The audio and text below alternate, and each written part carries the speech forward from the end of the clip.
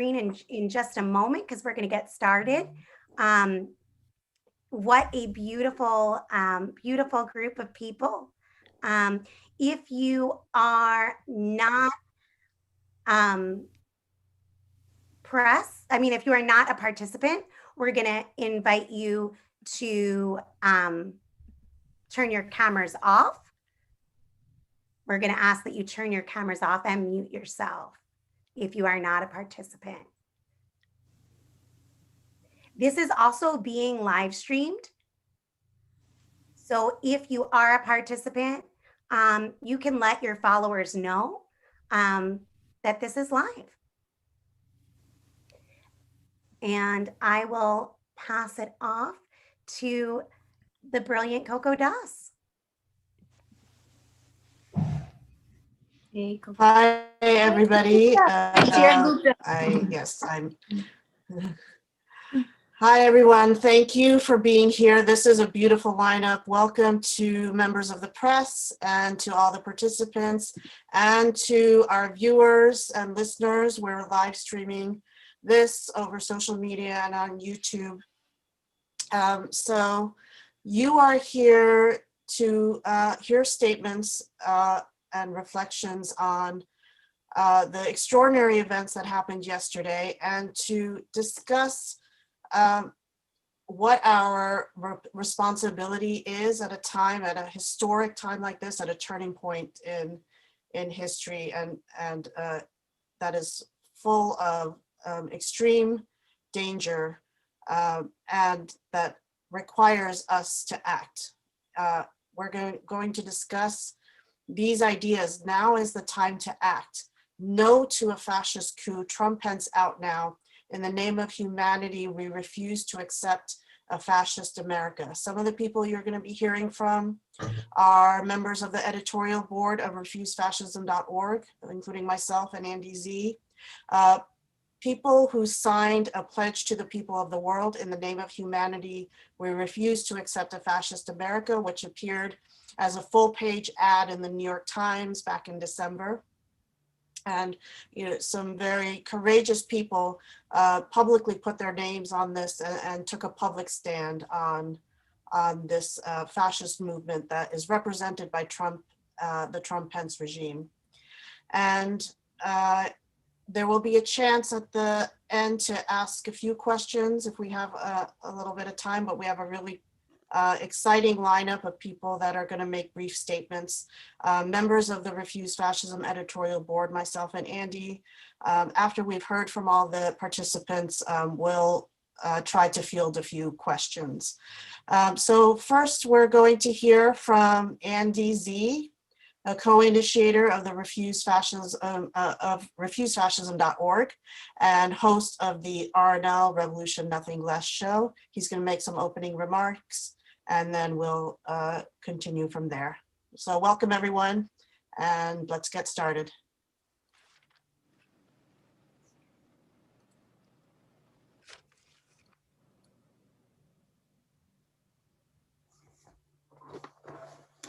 Okay, sorry for the delay there.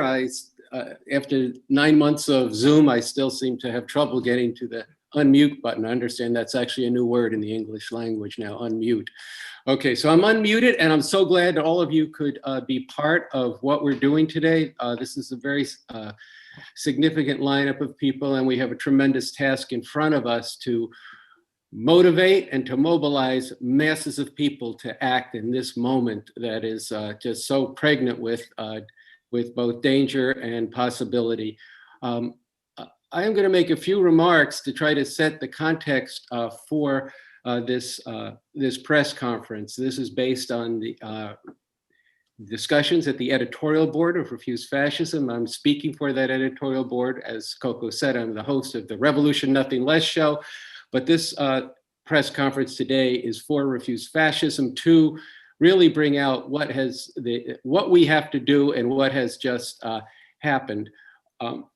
Look, we've just gone through a milestone in US history, an attempted self-coup organized by the president. And that is unprecedented. Okay. Anyway, for now, and overwhelmingly likely, this coup has been defeated. But the fascist movement that we have been enduring for 4 years at the highest levels of power in the US and thus of world power will likely be set back for a while, but that may only be a matter of time. We face real danger in the next 13 days and in very stark reality for the whole next period. So the message of today's press conference is that the decent people, all those who are opposed to injustice, who care about and who want to work for the future of humanity, that is in real existential peril and is even in greater peril under the rule of the Trump-Pence fascist regime and whatever formation this fascism might take in the future. Now, at last, people do need to stand up again in appropriate ways in the public square.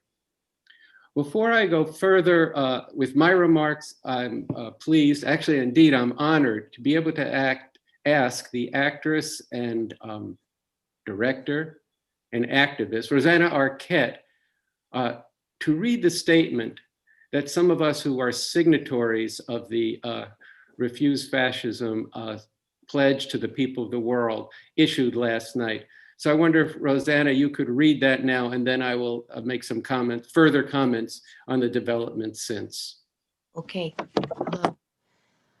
On Wednesday, January 6th, we saw President Trump call forth and unleash fascist mobs to storm the US Capitol. This was an attempt at a coup. It did not succeed this time. But the danger from even a failed coup is to be taken seriously, setting the stage for them to come back sooner or later to re-seize power with or without Trump.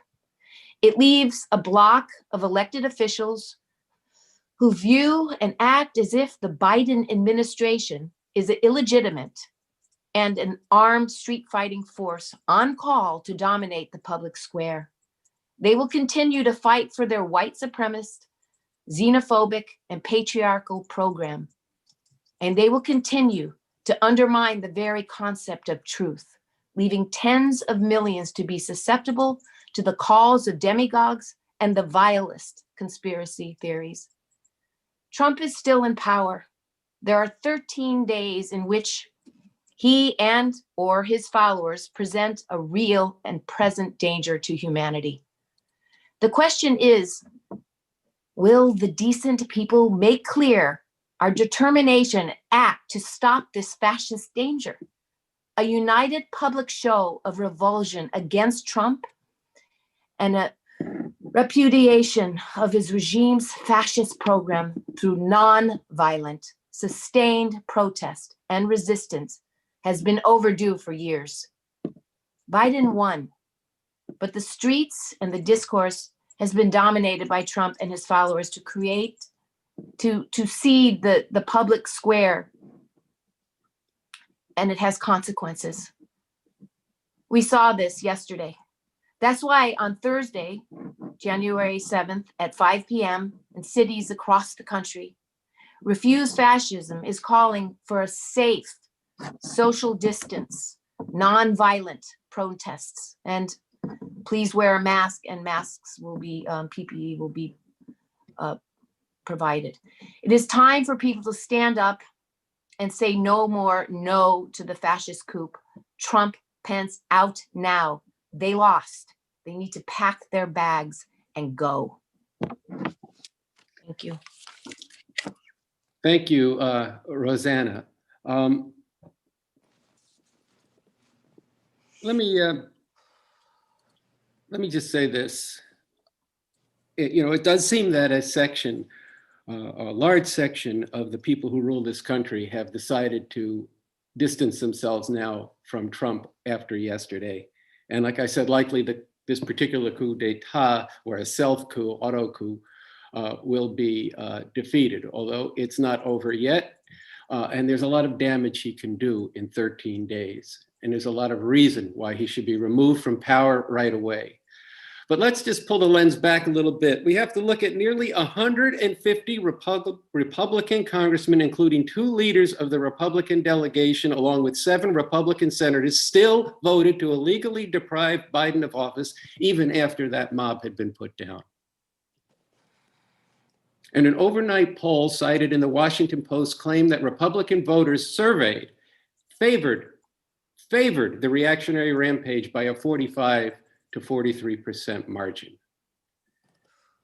The fascist organization and the movements are still forged, and they will be, and they are already, and they will be filled with revenge, and they will now have their martyr, not only in Trump, but in the QAnon woman who was killed in this assault, and they will have a battle cry.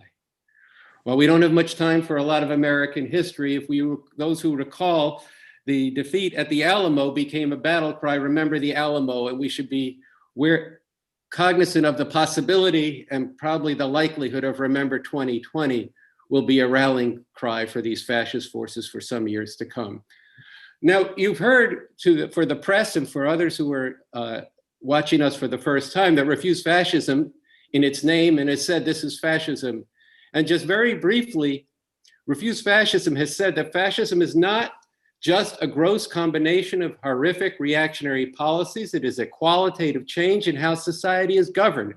Fascism foments and relies on xenophobic nationalism, racism, misogyny, and the aggressive reinstitution of oppressive traditional values. And fascist mobs and threats of violence are unleashed to build the movement and to consolidate power. And as we saw yesterday, to attempt to seize power back after they have lost in a legitimate election.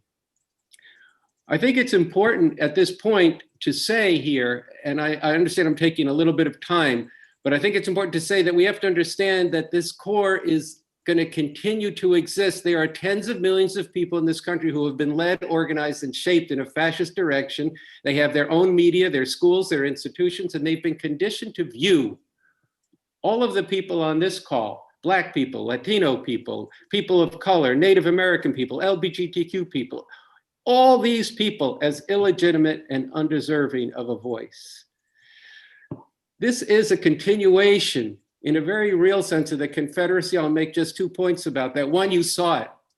You saw those Confederate flags. So yes, along with the American flag and the Trump flag, you saw the Confederate flag there. And then you had Ted Cruz in his remarks invoking 1876 as a precedent for overturning this election and the deal that was made to deny people the rights that had been won in the Civil War and to begin the betrayal of Reconstruction.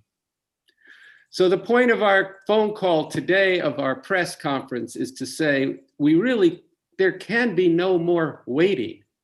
There is a need for the decent people to make clear our determination to stop this fascist danger, which has been overdue for years now. And where does this term, the decent people, come from? It comes from an example in Nazi Germany where a scholar said that in a particular town, they could have prevented fascism, but for one thing. After one family had been deported, taken to the camps, a second family stood up and they were taken. Nobody else did anything. He said there was an opportunity then for the decent people to form a united front around it and to oppose this. That's what we need to do. There can be no more waiting. Today, what we saw yesterday is the payment for the passivity in the face of Charlottesville, passivity in the face of refugee children ripped from their parents and abandoned in cages, passivity in terms of the violent attacks and unanswered defamation of the movement for Black lives. So now we do have to learn our lesson, and now has to be the time to get together in nonviolent, massive numbers, but to stand up now. And yes, it should be done safely in terms of the danger of COVID. In some cities, we are calling for car caravans. Other cities, there's ways to do outdoor large protests that are safe distance and also wearing masks, as Rosanna brought forward. But to wait longer, to hold back now, would amount to be giving clear freedom to these people to continue to dominate the public square. So today at 5 o'clock, we're having protests in several cities, but especially the editorial board wants to call for massive demonstrations on Saturday. this coming Saturday, 48 hours. And we're asking all the other participants in this call and many, many others to go reach out to these movements that have not taken to the streets, that are busy signing petitions for impeachment or for the 25th Amendment, all of which is good.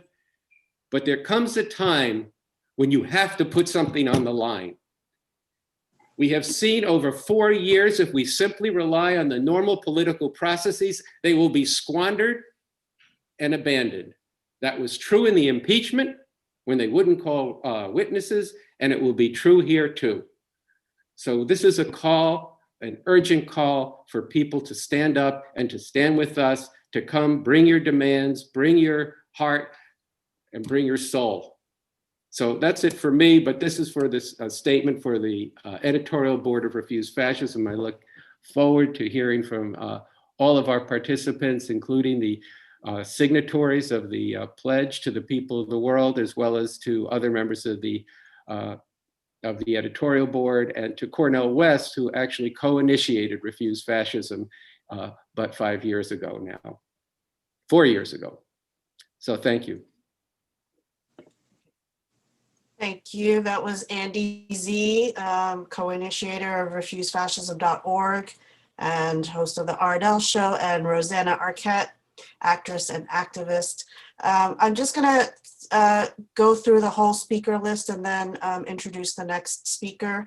We're gonna be hearing from Lilly Wachowski, filmmaker, Dr. Cornel West, philosopher and author, Reverend William Lamar, pastor of the AME Church in Washington, D.C., Arturo O'Farrell, jazz musician, Ruchira Gupta, journalist and activist, Steve Hofstetter, who is a comedian, and Jody Sweetin, actress and activist. And after that, I will be making some, we'll take some questions and I'll be making some closing remarks. So next we're gonna hear a statement from Lilly Wachowski.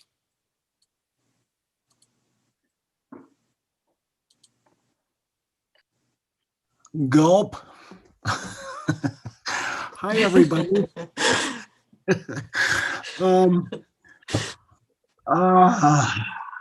Okay, you know,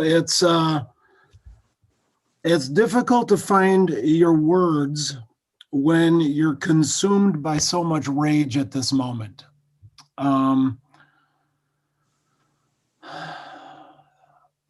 You know, these folks in this room have been talking about the fascism, the fascist movement of the Republican Party, the fascist movement of the fascism of Donald Trump for the past 5 years. And it has largely been ignored. And here we are at this moment in time when, after all of these folks have been saying the coup is going to happen, the coup is happening, it's a rolling coup. That's why he's setting up these Supreme Court folks, propping up his agenda in the court system. They've been gaslit to make us believe that we're all being shrill. And so here we are at this moment in time where the threshold has been crossed. What that allows is for a critical eye to be cast on what this movement is, what this fascist movement is, where its origins have come from. And that is the Confederacy. This is a white supremacist movement, and the Confederacy, it has direct ties to the Confederacy. It is rampant. The rot is rampant through our legislation and all of our bodies of government. You can see it when the police allow the protest, these like the Trump forces into the Capitol building. You can see it in the way that the police have responded to the Trump forces in DC versus nonviolent Black Lives Matter movements and various anti-war protests. You know, you see it in the way that the Republican Party refuses to change the monuments of Confederate generals from our military bases. You can see it in in the college football name of the Tennessee Volunteers. The Volunteers are the volunteers for the Confederacy. So, in my point of view, the Republican Party is synonymous with the Confederacy. And anyone who isn't exiting en masse of the Republican Party basically is upholding this institution. I think that we as citizens have to take to the public square. We've got to call this out. But I think that we can also like cast an eye onto how big the octopus is and where all those tentacles go. And, we have to like cast our eye towards the arm of their propaganda in Fox News, in Newsmax, in OAN. And like, we have to bring our protest to those organizations as well. Yeah, I mean, I don't know how to do this. It's about all of us participating and standing up in this moment. And, hopefully we will all have the backbone to do so. That's all. Okay. Thanks. Thank you. Thank you. That was Lilly Wachowski, filmmaker, and Lilly had an excellent piece that was in LitHub back in December, or it was in November actually, and that was reposted in Variety. It's definitely worth checking out. Maybe somebody can put that in the chat for people. So next we're going to hear from Dr. Cornel West. So we'll hear some brief remarks from him. Dr. West, welcome. Oh, And thank you, my dear sister Coco. We salute you. It's a blessing and an honor for me to be here and to stand alongside my magnificently courageous and visionary human beings in solidarity against evil, against this crime of humanity, which is the fascist movement, which has always been part of America, but is now surfacing. And to be able to go right after my dear sister, Lilly, one of the great artists in the American empire, who's had the courage to tell the truth, and that condition of truth is to allow suffering to speak. It flows out of nobility of her family and so forth. We have precious memories in the Matrix down in Australia. And I see Arturo is there, of course, Brother Andy, my brother always, Brother Lamar, Black Prophetic Church Strong, and the others who I don't know as well. But I want to be very brief about this, that this is a moment in which we have to exercise our own personal integrity in a collective way, grounded in a solidarity with the least of these, those Frantz Fanon called the wretched of the earth, because fascism is about the rule of big money and big military to convince everyday people to scapegoat the most vulnerable rather than confront the most powerful, to downplay the predatory capitalist core of it, to downplay the white supremacist public face and the other vicious forms of xenophobia. It is anti-Jewish, it is anti-Muslim, it is anti-Arab, it is anti-Palestinian, it is anti-trans, it is anti-gay, it is anti-lesbian, it is all of those cast as degraded other. And because the milquetoast centrists, neoliberals, and the establishment of the Democratic Party have not been able to deliver the basic goods of food and shelter and education and Medicare, you end up with these fascist and neo-fascist fellow citizens, many of them catching hell, but directing their rage against the vulnerable rather than being part of a multiracial struggle trying to overcome the predatory capitalism and with its imperial tentacles. And so I won't say any more. I'm just glad to be here And I stand here as a revolutionary Christian in the legacy of my mama, grandmama, Martin Luther King Jr., Fannie Lou Hamer, and a whole lot of folk too. I include Aretha Franklin in that too. Okay, thank you. That was Dr. Cornel West, and I'm very glad you included Aretha Franklin in there. Next, we're going to hear from William H. Lamar, pastor of the AME Church in Washington, D.C. Thank you, Bill, for being here. Go ahead. Thank you, Sister Coco, and it's a joy to be with all of you. It's an honor to follow someone whose thought and work in the world lit my prophetic fire and imagination, Dr. West. Thankful for prophesied deliverance. I dusted that off last night. I can remember I had to write a paper on it. It was tough, but I got through it. I want to begin by saying it's important for us to understand the politics of imagination. Those of us who were gathered today have refused to allow our imaginations to be colonized by the American empire and by the fascist nightmare in which we find ourselves at this moment. We continue, in the words of Langston Hughes, to dream a world. So the dreaming of what is possible when human beings together exist in a multi-ethnic, multi-religious, multiracial political economy, something that has yet to fully flower in the United States of America. When the Capitol was stormed, when the coup occurred yesterday, I was at Metropolitan AME Church, the church that I'm pleased to serve. I knew that they were coming because they had come before and defiled our property. I got there at 6 a.m. on yesterday and stayed until our security team begged me to leave. Now, this is interesting. You saw all of the symbolism yesterday, Confederate flags, Trump flags, all of the other symbolism. They raised a cross and they also put up a noose. And we need to be very clear that they were deploying symbols.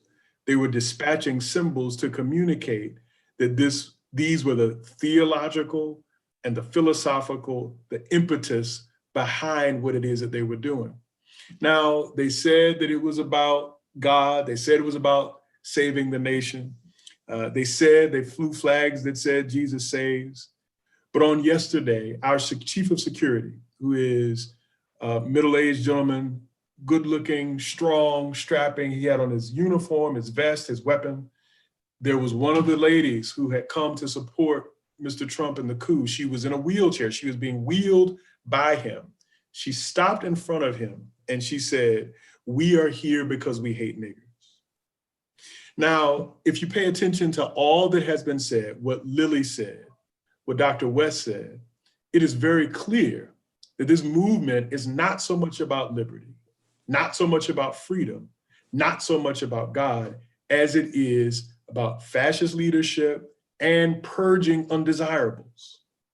The American thirst and hunger toward what I call niggerization, creating undesirables, dehumanizing Black, brown, Native, LGBTQIA.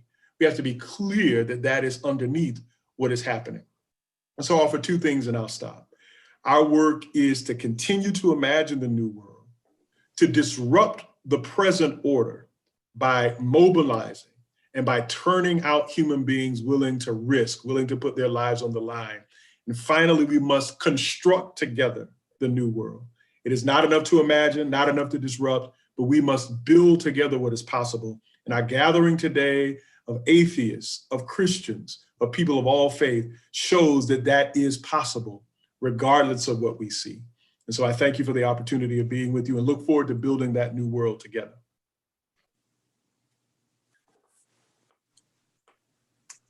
Thank you so much, Bill. I think it was really heavy to hear about the experience of being inside the church yesterday. And Bill has also written pieces for Washington Post. And I also want to urge people to check out a roundtable that was with Cornel and Bill Andy and Sansara Taylor, another co-initiator of Refuse Fascism. It was a very rich discussion. You can find that also at refusefascism.org. I just want to remind people that you are listening to a virtual press conference. We have members of the press with us here on the events that unfolded yesterday, and this statement: now is the time to act. No to a fascist coup. Trump, Pence out now. We've been hearing from people who signed a pledge to the people of the world that was published in the New York Times, as well as other people who have see the urgency of taking a stand at this moment. So next, we are going to hear from musician Arturo O'Farrell. Arturo, I'm so glad you could be with us today, and I hope you're doing well. Take it away. Thank you, Coco. I'm going to be brief because so many powerful words have been spoken by Rosanna, Brother Cornel, and Brother Lamar. But I'll tell you quickly how do you equate this murderous regime? How do you equate it with sanity or any kind of understanding of humanity? This all began for me really in 9/11 when the towers were burning, and I went to get my kids out of their school. And I looked at them, I shielded them from breathing smoke that was filled with body parts. And I shielded them and I said to them, the people who run this world, the people who run this government have no shame about killing us and hurting us for profit, for profiteering, for corporate interests, for the benefit of the wealth. And it hurt me to say that to my kids. It hurt me to say that because I knew that in deepest part of my soul that it was true, that this governance that we have, this fashion, the system that we are under is built for profiteering, for corporocracy, for people for the benefit of a very, very select and very small percent of the world. That is what fascism is about: stealing and hurting and killing people of color, people from underrepresented, marginalized communities to profit. And the biggest, I mean, look at the communities that are being affected by COVID the most strongly. And yesterday, to me, it was a manifestation of this hatred. And all I can think of is that it's just pure abject hatred. It's a continuation of the hatred that we've seen my entire life. And I've watched young men of color be killed in New York. My brain busted wide open when Marley Graham's life was taken up by an NYPD officer that was the same age as my son. And so this is not just a chance to speak out publicly. This is a chance and an opportunity to call others to understand that this is a murderous regime that will think nothing about putting a price on your head, and won't think twice about taking your life. We've got, 13 days of this madman? He needs to go. Pence needs to go. The whole thing needs to be thrown out. Every single one of those representatives that contested the election need to go. And the idea that the Black Lives Matter protesters would be met with military-style policing while these protesters were allowed to calmly walk into the Capitol is just beyond belief. It is complicit. Don't fool yourself. This is complicit violence by the people that are in charge of our lives. And it's based on racism and on a socioeconomic terrorism. And so I urge everyone here to do all that they can to go out and peacefully march with masks, but be present. Be present in every way that you can. Speak loud, speak often, and let people know that this is a fascist regime and it must go. Okay, thank you so much, Arturo. I just want to, on that note, I want to interrupt for a minute to say that on Saturday, Andy mentioned this, that Refuse Fascism is organizing protests to say that this fascist regime must go. Pelosi is pretty vocally now asking, saying that Trump needs to go, about invoking the 25th. There is a moment right now where people really do feel like enough is enough. But we have to back that up with our actions, nonviolent protests in the street saying, Trump and Pence need to go. The regime needs to go. Trump needs to go out now. And that in the name of humanity, we refuse to accept a fascist America. I'll speak to that a little bit more in the closing comments. Next, we are going to hear from Ruchira Gupta, who is a activist and a journalist. Welcome, Ruchira. Hello, everyone. It's such an honor to be with all of you on this panel. Your courage and commitment has influenced me for many years, especially Dr. West. Of course, I've read everything, heard you speak often. Arturo and Rosanna, you've been friends. So it's just wonderful to be with this group and hear your very powerful remarks. I am a journalist. I was born in India, lived in India, and saw the rise of fascism as a journalist in India. I was covering the demolition of a mosque by fascist forces who wanted to divide India into Hindus and Muslims. And I was nearly strangled to death on that day. I decided to go on and testify, and I faced the backlash again and again by either people like those who stormed the Capitol Hill yesterday, trying to stop me from going to office, vandalizing my car, attacking me, following me, stalking me, all of that. But also by people in the government who would try to trivialize my testimony or say it was fake and create a counter narrative to talk about the fact that people like me who were speaking truth to power were seditious or anti-national. I have faced the brunt for more than 20 years and continue to write against the rise of fascism in India, which has based itself right now on Islamophobia, but has also crushed people from certain caste groups called Dalits and others, using the police. Now, initially, it was just people like the Fry Corps who were part of the political party in India of Hindutva fascists who would go around like vigilantes, beating and killing and trivializing and invisibilizing anybody they wanted to think of as the other. Now, these people have come to power, and for the last 10 years, what we see is the use of the police to crush minority groups, to turn them into second-class citizens, to muzzle the media, to close down civil society, to create a hierarchy of control so that there is a majority, which they call themselves, can control and rule India in a certain way, based again on caste and race superiority and religious superiority. The one thing that I have learned from my experiences, and which is what I want to share with all the Americans who are listening in today's press conference, is that if those who have come out so openly today to attack Capitol Hill are not taken seriously and not held accountable, then you will fight for every inch of democratic space in the years to come. In India, the same thing happened 25 years ago. We did not take it so seriously. We said, oh, India is too chaotic for fascism.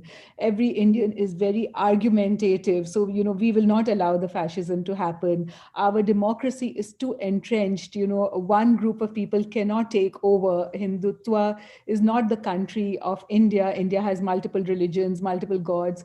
They did, because we did not hold them accountable.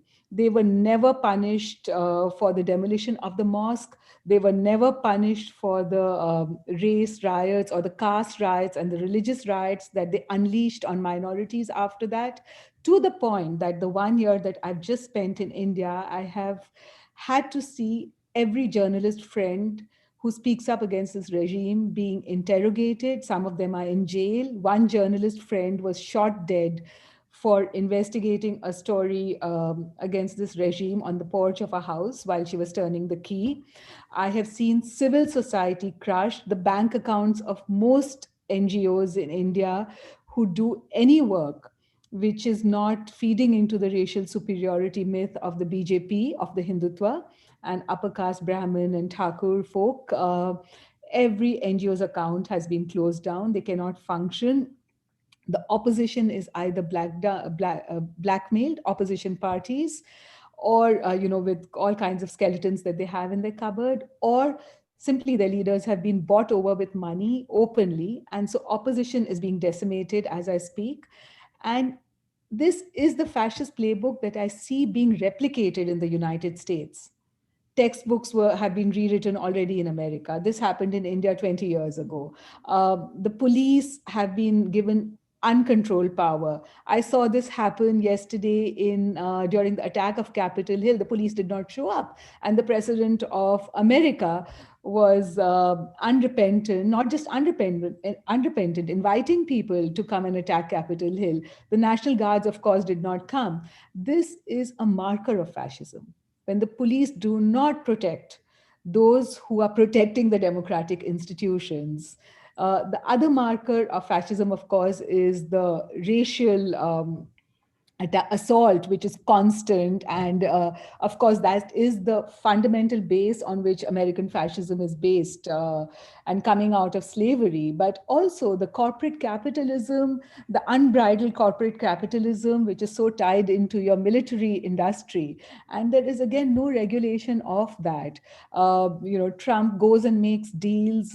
He promotes the sale of arms to countries like Modi. Goldman Sachs goes to India and meets with our political leaders and bringing us to the brink of war with China so that they can control profit, they can control greed, and they can control their hold on power. And the same Trump is supported. And yesterday you might have seen that there was an Indian flag among those people who were assaulting the Capitol Hill. So there is definitely a link between what's going on in India and what's happening in America. And we must learn from the mistakes that the democratic forces have made in India, because the moment we let this go as something which is fringe, which is trivial, and do not hold these people accountable, they will gain one more inch of space. The counter narratives that they are creating is exactly the narratives that they've created in India. Talking about they invent phrases as they go along. So, for example, yesterday I heard Josh Hawley use a phrase called electoral integrity. Now, they are going to keep talking about this. And unless we unite and show up and say that this is fake, this is a made up phrase, and electoral integrity is based on what? It's after all based on the ballot. So we will have to prepare much more to spread information, to give out facts. In India, we had to create something called alt news, in which we had to actually counter every myth that the fascist right in India has been promoting, and you will have to do that. So every institution that you take for granted will be assaulted right now. For the next 2 years, till your midterms, you're going to have a regime which is going to be out of power and so less accountable, and they are definitely going to try to organize riots, as we call them in India. But basically here it'll be race riots. In India, it was Hindu-Muslim riots. Just assault and create flashpoint after flashpoint, build the polarization so that they can organize around that. And this is, again, something which we have to watch out for, which is why every protest has to be non-violent, but people have to show up, and we have to have enough literature to be able to give out and talk to people to create bridges and hold those who attack Capitol Hill accountable. And they must be punished, and we have to make a concerted demand for that. Because if they are let go, they will rise again and again. Fascism eroticizes violence, and this regime is going to eroticize violence for all these young people who stormed the Capitol Hill yesterday. Thank you. Thank you, Ruchira. It's so important that you were here.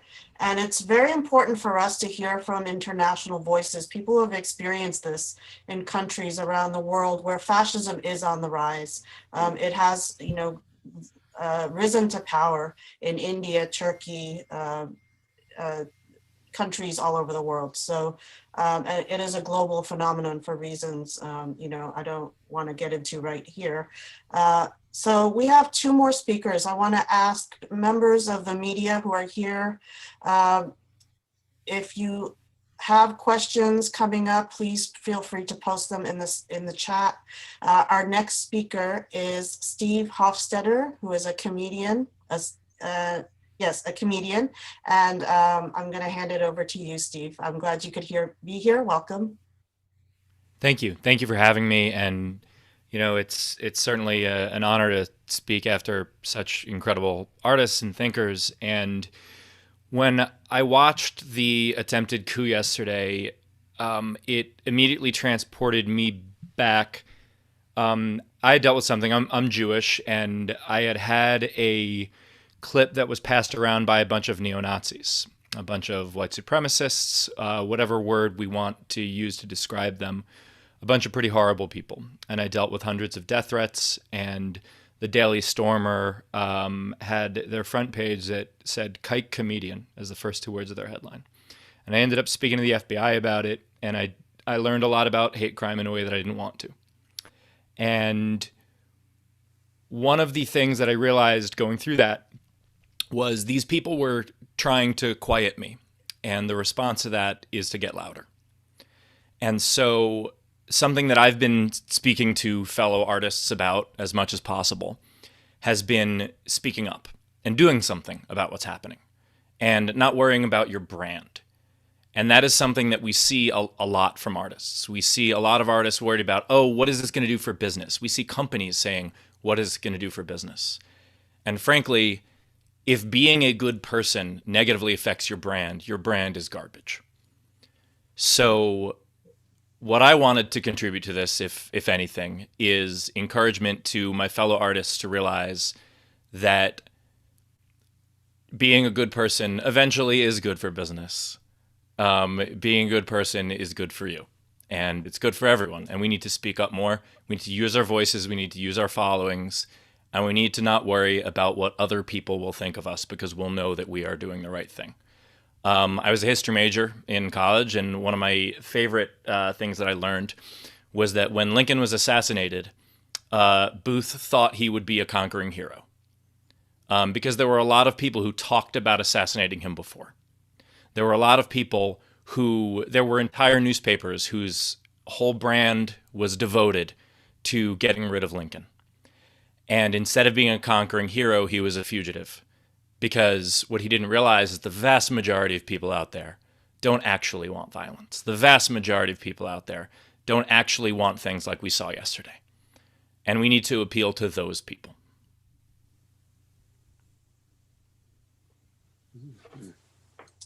Okay, thank you, Steve. That's another powerful story. So our final speaker is Jody Sweetin. Jody is a actress and activist and has been with us in Refuse Fascism for a while in the LA chapter. Welcome, Jody. Mute. Hi, everyone. I just want to say what an incredible honor it is to have been asked to participate in this, and to be with such an amazing, inspiring, powerful group of people. And my shirt that I'm wearing today says, "There are those who will change history, and there are those who will be sad they didn't try." And much like Steve was saying, I'm here to make a difference. I'm here to be a good human. And I think, we need to appeal to the majority of good humans and the humanity that's out there, and meet this force and resistance with mass, nonviolent presence and protest. Because, right now we have had terrorists take over the country. And I think, much like Ruchira said, words are important. Words and how we describe things are the essence of how we feel about them.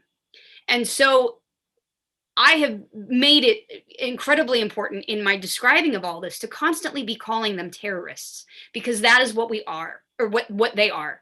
And what we have done as a society is interpreted that word into meaning brown-skinned, other, and it happens in a far-off country. And I think 9/11 and yesterday have been huge eye-opening experiences to the American people. And I had a conversation with, of who we really are. I had a conversation with my daughter as this was going on. My daughter's 12, and she was sitting on the end of my bed, and I was sitting on my knees watching this all unfold yesterday. And she started talking about how angry she was that they had taken the American flag and used it as a form of hate, and used it as now something that doesn't unite us, but divides us. And she said, I hate that they've taken the American flag and turned it into, a symbol of division and all of this. And I turned and I looked at her and I said, I think it always has been. And what we're confronting and dealing with right now is the reality and the understanding of the deep fibers of racism and white supremacy and terror that have been built into our country and overlooked. And so we're afraid to name it. We're afraid to call it because somehow we think that we're immune to it on American soil, that it can't happen here, that we don't want to call it domestic terrorism because that feels invasive. It feels like we've lost. And the important thing is to understand that, much like Steve was talking about, the majority of people do not want violence. They don't want people running through the Capitol.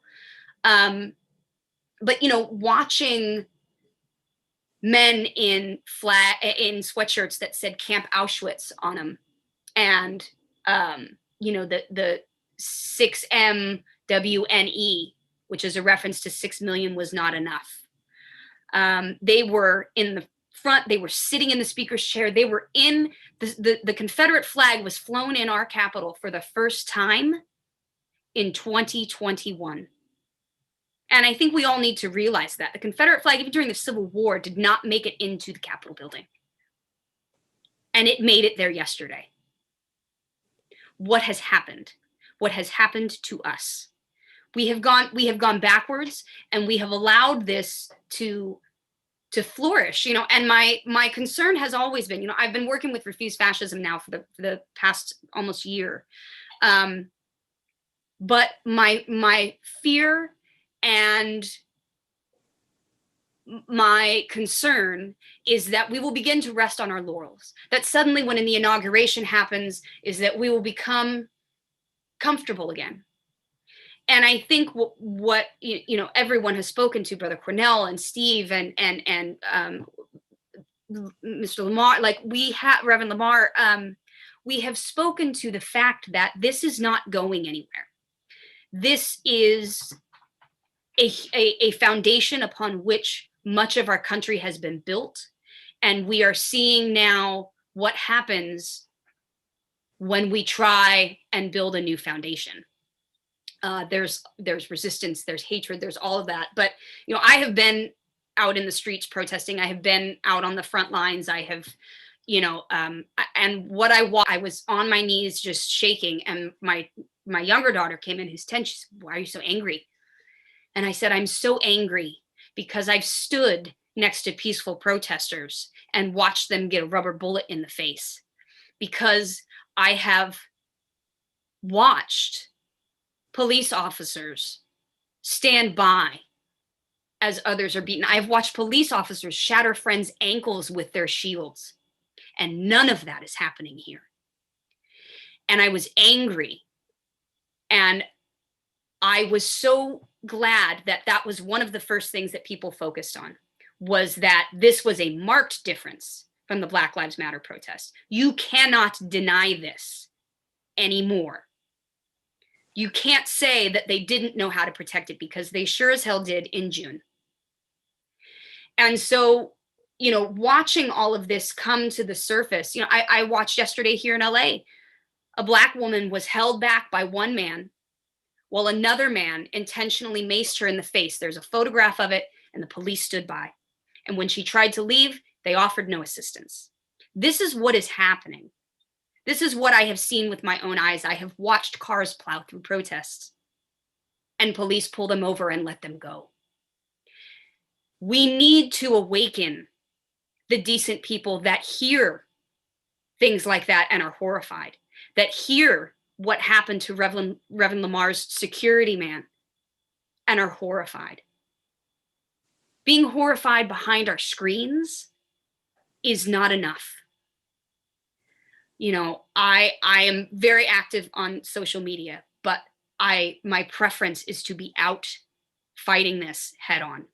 And I think we need to remind ourselves that our presence has to be shown, whether that's car caravans with, you know, all of this, whether it's building a, you know, perimeter around other protests with our cars to show solidarity and force. These things need to happen. And I think the horror of what is unfolding has unfortunately become a time for us to take action, to take real action, and to use an unfortunate terrorist attack to be the thing that sparks us back into action.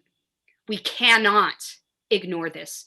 You know, so many on the left are just wanting to, you know, and I tweeted it yesterday. I said, you guys still want to reach across the aisle?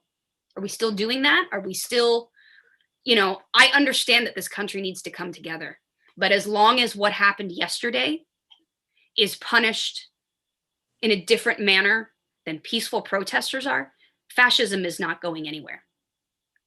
And, you know, now people are finally starting to use the term fascism. And suddenly, you know, those of us who are on this call are no longer alarmists. We're no longer the crazy people who are screaming about an attempted coup. We are the truth seers and the foretellers of what was going to happen. And as we sit here and know, as Ruchira was talking about in India, as we know these things unfold, I think the calls to action and showing up and being present, socially distanced, safe, in a car, however we have to do it, bombard the media with the message that the American people are here and we are fighting against fascism and white supremacy. Because I truly think that that is the ideal of the majority of people in this country. And right now, we have a section of the population who has overtaken our humanity and we've lost it. And if we don't fight to get our humanity back, we have nothing to fight for. And so I just ask that anyone watching this and that all of us know that our fight is standing up for humanity. It's standing up for those who will be crushed otherwise, and joining together and showing in force and in mass and in peace that we will not be run over, we will not be terrified, we will not be scared, your terrorism will not work on us. And to hold the ideals of what we see in a peaceful future and continue fighting for those things. You know, I always say, do no harm, but take no shit. And, you know, I will always go in peace, but I will fight until the end for what I believe humanity can be. So I just want to thank you for allowing me to speak, Coco, Andy. You guys have become friends. I've seen you out in the streets. I've seen, you know, I've found a wonderful, amazing community of people here. And I look forward to watching that passion and that drive continue to grow as we come together in solidarity against this fascist coup. So thank you, guys. Sister Jody, I think I read that statement you made in scripture somewhere. Thank you. I think you're quoting scripture. I you know, I'm not a religious person, but I might be. Look, it's in my That was yeah. that was Jody Sweetin, our final presenter, and I think a beautiful note to end on. Thank you, Jody. We have a question from James Flameng. I apologize if I'm mispronouncing that. So Andy and I will Andy or I will speak to this question, but if others have ideas, because it's a very good question, please, we don't have time to hear from everyone, but if you have ideas and things you'd like to offer as a response, feel free to write it in the chat. So he said, today's comments have been impressive and valuable, but the audience, 22 total, is quite small. What more can be done to reach more people, especially journalists, in this crucial period? And he is an independent journalist online since 1995. Is that the number of people on the Zoom is not the main audience. The main audience is on YouTube, and I don't know how many people are tuned in to that right now. So it is reaching a broader audience than just who's on the Zoom, but I think it's a very good question. Something we're all grappling with. How do we actually make this something that everybody in society, including journalists, is grappling with in a mass way in large numbers? Andy, I don't know if you have something you want to say about that.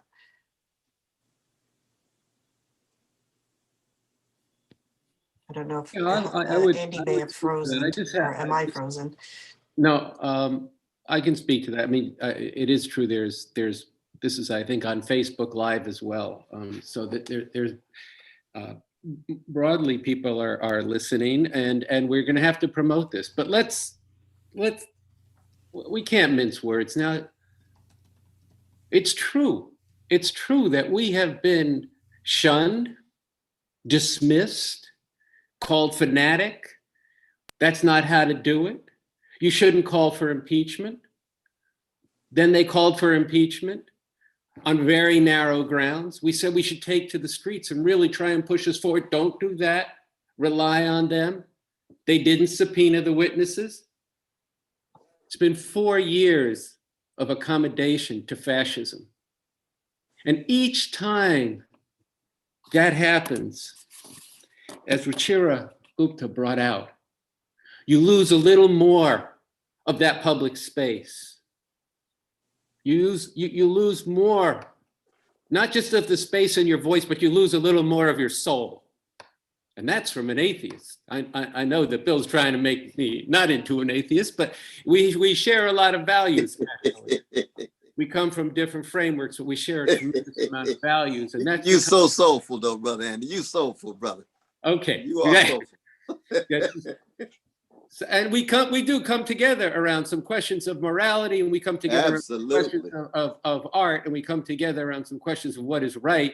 And then there's the question of what we do with that. And right now we face a tremendous challenge, the people on this call, the eloquence of what everybody spoke here. I mean, I'm telling you the truth, I'm kind of emotional about this, including not only just what everybody said, but the contradiction between what you said and who's heard it. James' comment, his question, I don't care if there even is 500 people listening right now or 1,000, whatever it is, it's still far too few.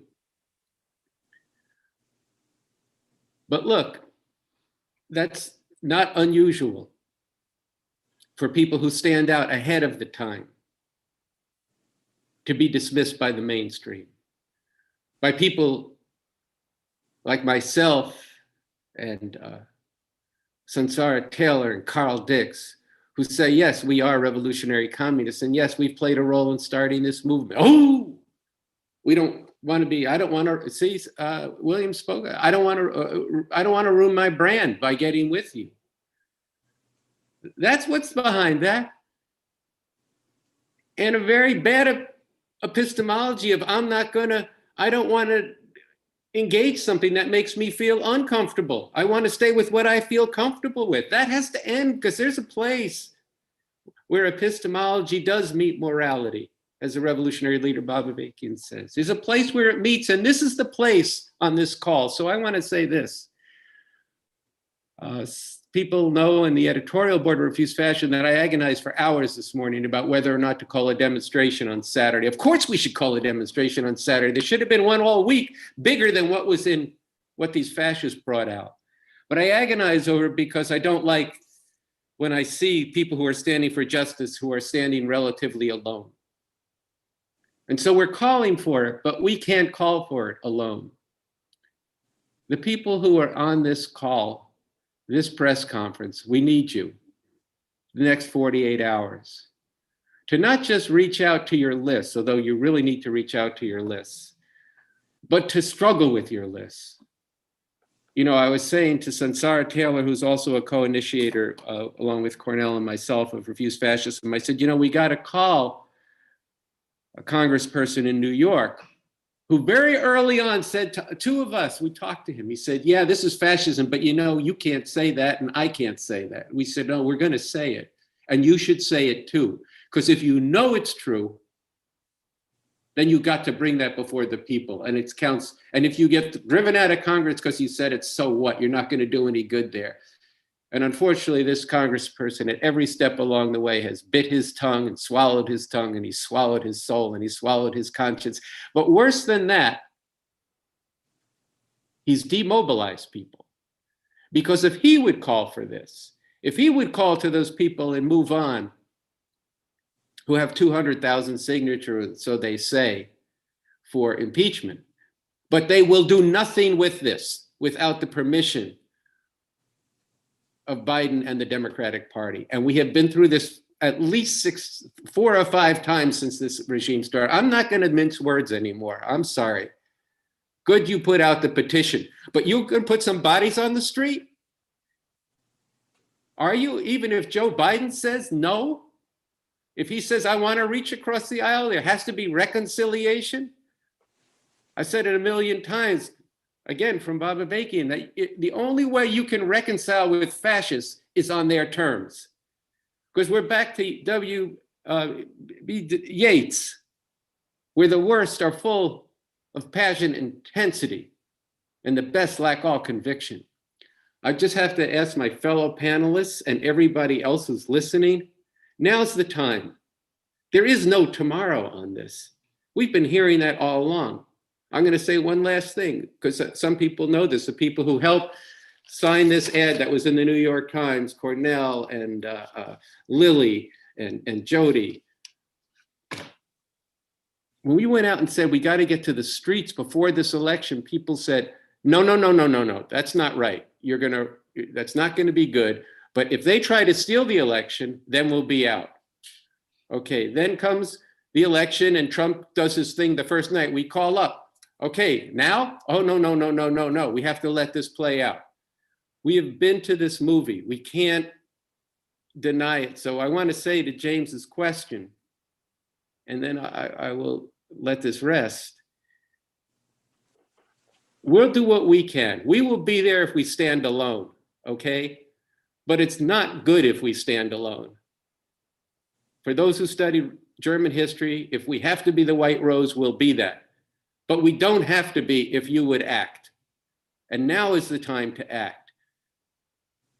And so I just ask everybody to get out there and struggle with some people. You don't have to like me. You don't have to like our movement. You don't have to agree that it's fascism. But you do have to stand up for justice, for God's sake. And I say that as an atheist. But so let's do this now. Let's make this thing Saturday, hundreds and thousands and even tens of thousands of people in the streets. Thank you. Okay, thank you, Andy. Thank you for your question. And I think we need to move to our closing right now. I want to thank everyone who presented today. That was a very powerful collection of voices. And if that could be replicated and echoed a million times, we have a movement that can actually stop this fascist program. We are calling people into the streets on Saturday, and I have 2 times and locations so far. There will be a car caravan in downtown LA, beginning at Hill and 5th Street, Pershing Square, meet at noon. Imagine those caravans, instead of caravans of these MAGA thugs, caravans of people who care about humanity and who are spreading statements for humanity to stop this fascist lunatic and his entire movement and program. And then in New York City at 2 p.m. Times Square, that's where they will be gathering for an in-person, socially distant protest with masks on. For the rest of the locations and times, please follow us at Refuse Fascism on all social media, and go to refusefascism.org for details on the protest, as well as a wealth of resources, including conversations between some of the people here today, and writings, and the reason why this fascist movement is so dangerous and has to be stopped. You will also see there a pledge to the people of the world, which we didn't have enough time to talk about today. And I actually had a few closing comments, but maybe instead of those closing comments, what would be more fitting is if I read a little bit of the pledge. And then I'm going to allow Andy to close us out with any final comments. A pledge to the people of the world. In the name of humanity, we refuse to accept a fascist America. The Trump-Pence regime must go. We will speak, we will stand, we will shout and march together. We pledge to stop a regime that imperils the people of the world and the earth itself. We will take to the streets and call forth others. We demand Trump-Pence out now. We will not stop until they're gone. We do not comply with putting targets on the backs of Black, brown, and Native people, denying women control of their bodies, forcing LGBTQ people back into the closet. We do not accept a society ruled by hate and bigotry, ignorance and brutality, demeaning and cursing other peoples and countries, and threatening them with destruction. There can be no more children torn from parents and locked in cages, no more fire and fury from the mouth of a demented bully with his finger on the nuclear trigger, no more mass COVID death from science-hating lunacy, no more law and order of official terror by bullets, batons, and tear gas. No longer can we live with howling mobs resurrecting Jim Crow, fascist thugs attacking our protests, the right to vote stolen by defenders of the Confederacy. We will not worship the flag or accept a theocracy. We will not become collaborators on a march to a racist genocide. We will not hand the future to scorchers of the planet. 13 more days and it could be too late to change the course of history as the Trump-Pence regime sabotages the election and drags humanity to the edge of extinction. Here and now, we pledge to unite in our millions, rising together in nonviolent resistance to stop a great horror. We pledge to stay in the streets, overcoming fear and uncertainty until this American fascism is brought to a halt. We pledge our determination to prevail over a regime that imperils the people of the world and the earth itself. In the name of humanity, we refuse to accept a fascist America. So thank you all again. Andy, do you want to say any last words? I can only, I just want to echo what has been our watchword through all of this, along with our demand that Trump and Pence must go, in the name of humanity, not for ourselves, not just for Americans, but in the name of humanity, we refuse to accept a fascist America, fully cognizant of what role it plays in the world and what role it plays here. So all I can say is what has been said by so many on this call, that we have to act. And in order for it to happen, look, we've got big arms. We've got really big arms. People can come into this protest from many different points of view. I'd be happy if the Never Trumpers came. Really, I'd be very happy if they came. I know their perspective is very different than mine. Well, we'll have that discussion, that dialogue, but we have to stand against this. But we need you here. If each of you would send a message or a text or an email, who you think you can reach in the next 48 hours. Are you willing to do press work if we can put you on a list of people? And you don't have to just say what Refuse Fascism says. All you have to say is what you've already said here today and from your perspective. And then there's some of you I want to talk to about whether or not what we're calling for is possible in some cities. You know, particularly I'm concerned about Washington. I would want to protest there, but I want to be sure that we can do that without going head to head with these fascists who are enraged. So we need, we're going to need to offline and assess whether what's possible in Washington or how to do something in the surrounding area. I don't know the answer to that, but in other cities we have to figure it out. In Los Angeles, as you said, they're doing a car caravan because COVID is here is just unbelievable. You can't even get into a hospital if you are sick. In fact, if you're very sick, they're not taking you anymore. You're on your own. So it's going to be different conditions in different cities, but I do want to implore everyone here to throw in, and let's see if at this 11th hour we can pull a lot of people out. It won't just be for the next 13 days. It is setting a course for what is going to be happening that's going on.